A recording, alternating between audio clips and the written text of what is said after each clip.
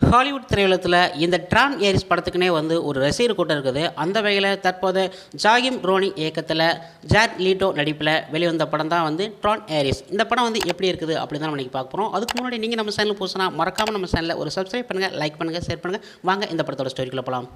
இந்த படத்தோட கதை என்னன்னா, டெலிஞ்சர் என்ற ஒரு விஞ்ஞானி வந்து இருக்கார். அவர் வந்து தனக்கான ஒரு மிகப்பெரிய டிஜிட்டல் உலகத்தை வந்து உருவாக்கணும் அப்படி சொல்லிட்டு பல ஆண்டுகளாக வந்து முயற்சி பண்ணிகிட்டு இருக்காரு. ஒரு வழியாக வந்து அவர் வந்து உருவாக்கிட்டார். அதில் வந்து ஏரிஸ் என்ற ஒரு மனிதனை வந்து உருவாக்குறாரு.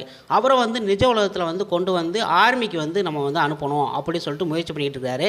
அதனாலே வந்து பல முயற்சி பண்ணி கடைசியில் வந்து அந்த ஏரியன்ஸை வந்து நிஜ உலகத்துக்கு வந்து வர்றப்போ வந்து 29 நிமிஷம் மட்டும்தான் அந்த ஏரிஸ் இருக்குது. அதுக்கடுத்து வந்து ஆட்டோமேட்டிக்காக வந்து கரைஞ்சு போயிடுது. இதனாலே வந்து அவர் ரொம்ப வந்து வருத்தமடைகிறாரு.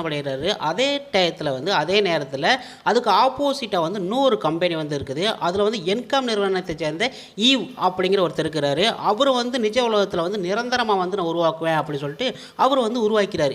இதை வந்து டெலிஞ்சர் வந்து எப்படி வந்து கண்டுபிடிச்சார், இவன் மட்டும் உருவாக்கிட்டானே, நம்ம வந்து எப்படியாவது அவனோட சாஃப்ட்வேர் எல்லாத்தையுமே வந்து காப்பி பண்ணணும் அப்படின்னு சொல்லிட்டு இவர் வித்தியாசமாக வந்து அந்த சாஃப்ட்வேருக்குள்ளெல்லாம் வந்து ஹேக் பண்ணி அந்த அந்த ஏரிஸ்ன்னு முதல்ல கண்டுபிடிச்சார்ல, அந்த 29 நிமிஷத்தில் கரையும்ல, அது மூலமாக வந்து அங்கேருந்து இங்கே வந்து கடத்துறாரு. இப்படி கடத்தின பிறகு அந்த ஏரிஸ்னுங்கிற மனுஷனுக்கு வந்து கொஞ்சம் கொஞ்சமாக வந்து மனுஷனோட உருவம் வந்து அப்படியே வந்து வந்துக்கிட்டே இருக்குது. அது உணர்வும் வந்து எல்லாமே வந்து தெரியுது. அதற்கு பிறகு வந்து தன்னோட முதலாளி வந்து டெலிஞ்சர் வந்து நம்ம வந்து அழிக்கிறதுக்காண்டி வந்து பயன்படுத்திருக்காரு. ஈவு தான் வந்து நல்லவர், அவர் தான் வாழ வைப்பார், அவர் பக்கம் போயிடலாம் அப்படின்னு சொல்லிட்டு இங்கேருந்து அங்கே போயிடுறாரு. இதுக்கடுத்து என்ன நடந்தது என்பதான் இந்த படத்தோட மீதி கதைங்க. ஒரு டிஜிட்டல் உலகத்திற்கும் மனிதனுக்கு இடையமான போராட்டத்தை இயக்குனர் எல்லாருக்கும் புரியும்படி வந்து பிரம்மாண்டமாக வந்து எடுத்துருக்கிறாரு. அதுலேயும் ஏரிஸ் ஈவ் சிஸ்டத்திற்குள்ளே சென்று அவரோட எமோஷனலாக மனித உணர்வுகளை வந்து அறிவது வந்து எல்லாமே வந்து கற்பனை கேட்டாத ஒரு விஷயமா வந்து அமைச்சிருக்காங்க. அதில் ஈவ் சிஸ்டத்தை ஹேக் செய்யும் இடம் வந்து ஏதோ ஒரு போர் பண்ணி அதுக்கடுத்து வந்து அந்த போர் பண்ணி அதில் உள்ள ஆன்டி வைரஸ் போய் அதை வந்து எதிர்த்து அந்த இதெல்லாம் செம்ம சூப்பராக வந்து எடிட்லாம் பண்ணியிருக்கிறாங்க. அதுக்கடுத்து வந்து ஈவ் ஏரிஸ் வந்து நீ என்ன வந்து காப்பாற்றினா நான் உனக்கு வந்து நிஜ உலகத்தில் வந்து நிரந்தரமாக வந்து கொண்டு வருவேன் அப்படி சொல்லிட்டு அந்த அக்ரிமெண்ட் வந்து பண்ணுறதா வந்து படத்தோட மீதி மைய கதை.